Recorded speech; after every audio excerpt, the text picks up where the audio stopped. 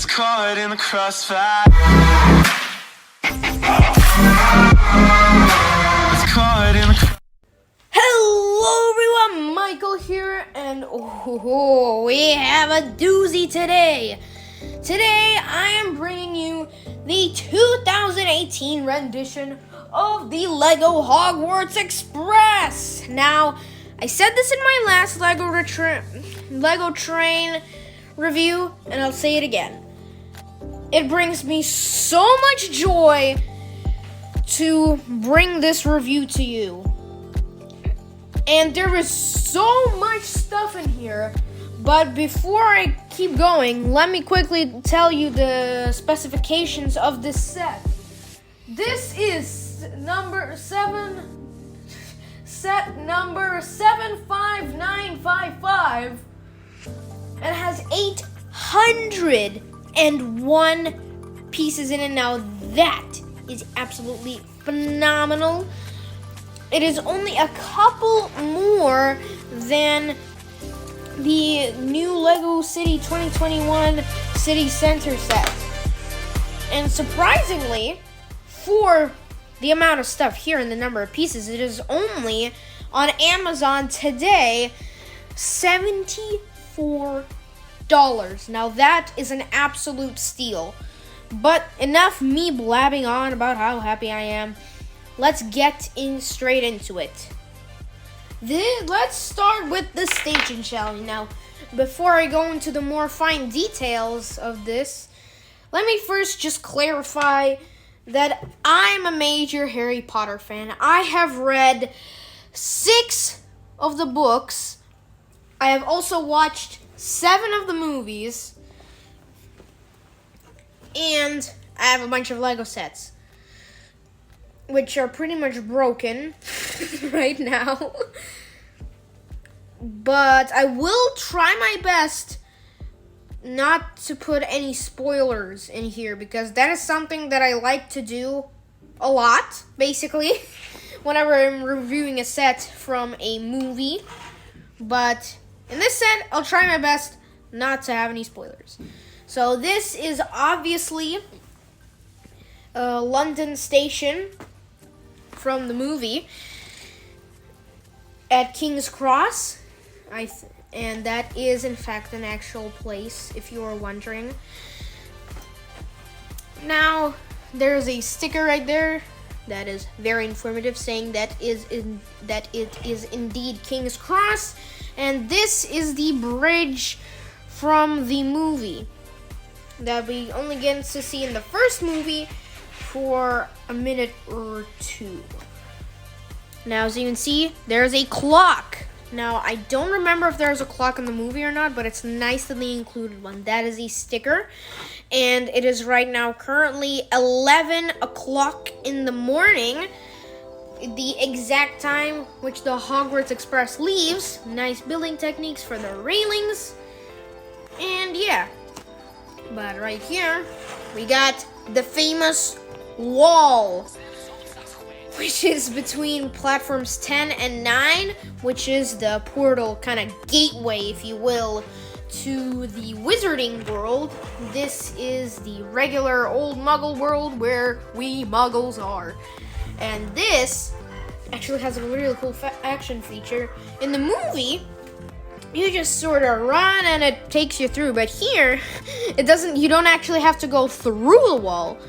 You hit the wall, but you still get to the other side. So you see, let me just demonstrate. Let me get Ron Weasley up in here, and he is going to run through with his little trolley cart thing there, and he's gonna go through, and he has made it to the other side. Now we'll take a look at the minifigures and the side builds later, but let's now take a look at the Hogwarts station. There is a little stand with newspapers of the boy who lived. Now, just to clarify, this set takes place in the Prisoner of Azkaban movie/book timeline. So, as you can see, there's a wanted poster of Sirius Black, a notorious someone who just so happens to be a relative of Harry, which I'm not gonna spoil because I promise no spoilers. And there's also the nameplate for platform 9 3/4 there, the Hogwarts Express, but that's pretty much it for the station. Next up is the locomotive, which is actually, in real life, the Alton Hall, or the Jacobite. It has these two names, and it has not run for quite a while on the rails, but hopefully it will return soon. In real life, obviously. Anyways, I love the way this looks. Big improvement from the last 3 Hogwarts Expresses. Very big improvement. It's got the leading wheels there. 6, forgot the name, driving wheels. Oh my gosh, I'm a train enthusiast and I forgot driving wheels. And there are no trailing wheels because it's kind of common on Hall class British locomotives. There we got firebox, and this is actually the first one to be in the correct wheel arrangement 460. Finally, Lego. Finally losing some real parts. Using! Wait, did I just say losing? Play that back in slow motion. Yeah, I definitely said losing. Anyways, we've got some pistons or connecting rods. They're not really connecting rods because they don't actually connect all the wheels. It just connects this singular back wheel. And it just kind of, as you move it along, it moves the connecting rod, I guess. That is a print. Great. Good thing. Suggestion of piston boxes, I guess they're called. I literally forgot what they're called. Anyways, we got a nice little handle here. I think this is where the crest of the Hogwarts emblem is supposed to be. We got the funnel. I don't know what this is. That is the whistle, and that is the firebox. Nice fronts. That is a print also. And here we just got a couple of buffers and a dual mode feature. Ah! So this thing, if you put it down, you can lock the leading wheels, so you can just ride it along on a smooth floor surface, but you can unlock it to unlock a bogie that shifts and spins. That's good for going across actual Lego tracks. Now, if you look under it, it actually shifts from side to side and turns. That's good, but there's nothing here. Maybe at least put some axles there, Lego? Maybe? Possibly, or maybe I am just a huge train nerd and a big Lego designer. I don't know, but they should have put axles through these. That is a car fender piece under there. Surprised to see that when it doesn't really add much. Why did they add it? I don't know. Nice little, I don't know. What are these called? I don't know. I think it's where the steam gets to the pistons. But we've got the cab here, which you can remove the roof. And there's some nice detail in there. We got the, oopsie, one of the pieces of the whistle fell off. Let me put that back. We got a firebox element there. Got a couple of pressure valves and different things. I'm guessing right there should be the brake. And there's no brake. But there also should be a Johnny bar, but it is really small, so I guess they have to work with what they had. And this, at least they added the thing that makes it go forward. You know, that thing on the roof, which you push forward to make the steam train go forward. This thing. What is it, you maybe ask? It's a tender. It's a very tender. Which sucks!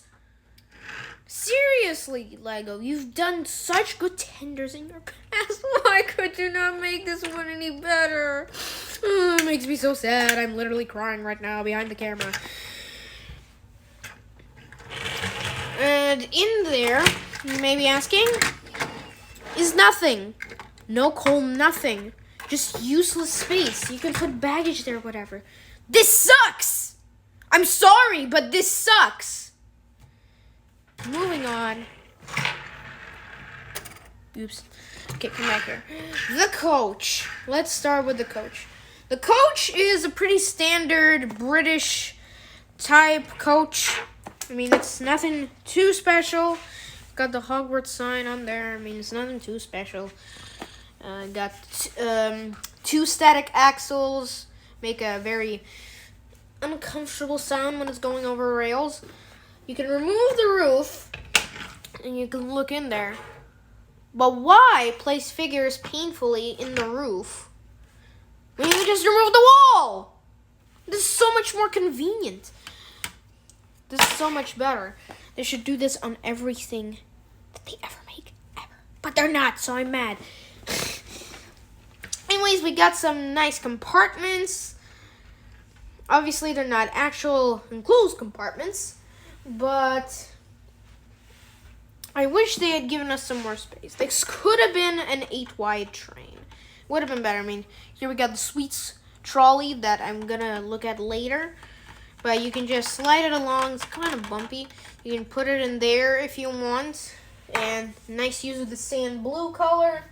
And you could put minifigures in there nicely.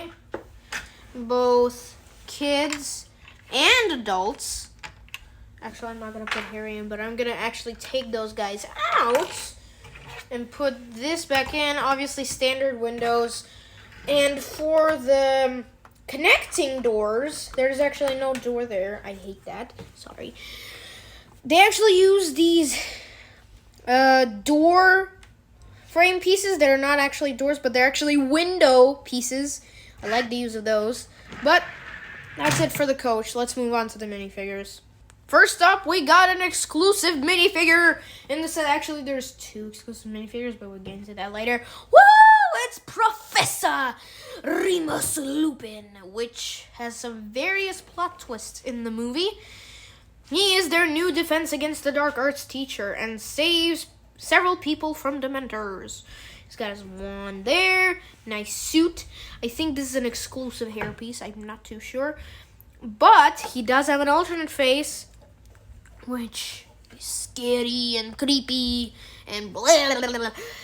It is when he is turning into a werewolf. We're not going to talk about that very much because it is scary. And I want my content to be kid-friendly. Yay! Next up, we have a Dementor.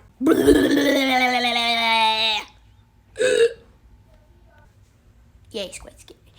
Anyways, this guy is so scary. They are kind of the main antagonist. Or is it the protagonist? I forgot which one it is. They're the main bad guys, okay? I don't have to be all fancy with it. But they use the ghost kind of disintegration piece there. I like the use of that. The old paper cloak with a bunch of holes and weather on it. And for the minifigure head, there's no alternate face. I'm not going to prove it because he comes up very easily off the stand.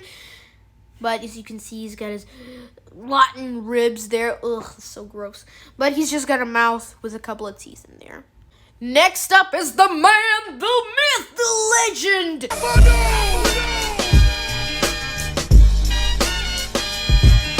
Okay, it's not John Cena. It's Harry Potter, the boy who lived. The only boy.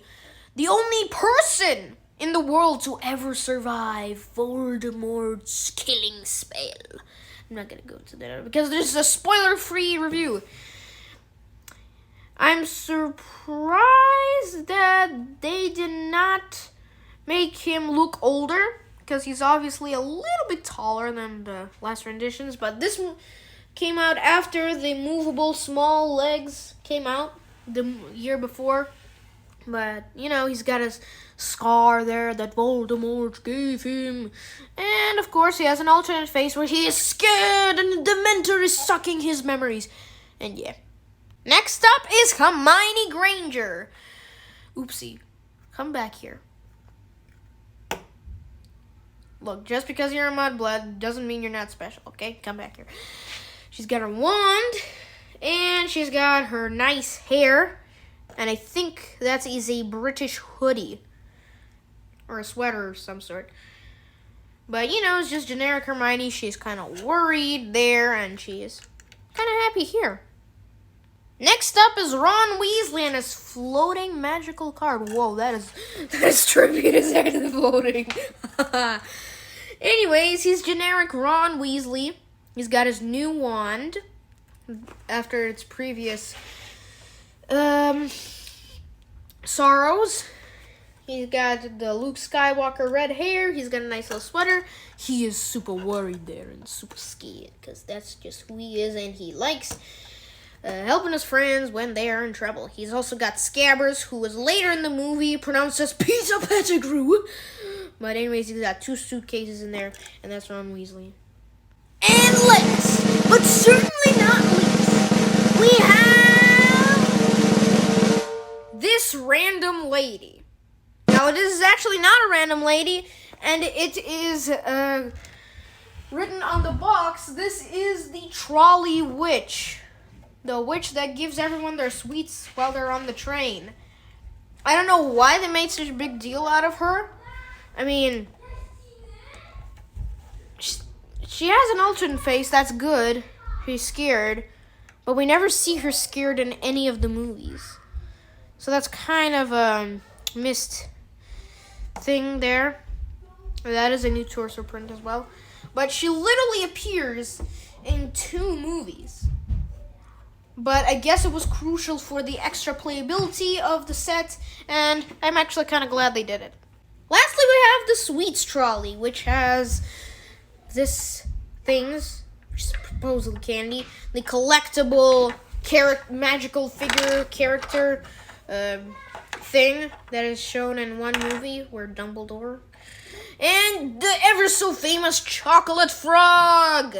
It's a frog that's made out of chocolate, but it sometimes might get mistaken for a real toad. So don't get this if you don't want to eat a real toad. But now let's see this thing going across my layout. So here we are at the layout. And as you can see, it fits quite nicely. I've unlocked the leading wheels, so let's see how this runs. I'm going to push from back here. Oh, it actually works quite nice. Wow, look at that! Look at those pistons moving! But actually, I have secretly motorized it. So let's see that in action. Oh my gosh, that looks amazing! As you can see, guys, it's running on its own with my special powered little piece of rolling stock that I use for engines that I cannot power with 9-volt rails, and they're quite small. So that looks good, but anyway, that is pretty much it for today's review. If you did enjoy it, please don't forget to give it a like and subscribe, and I will see you guys in the next video.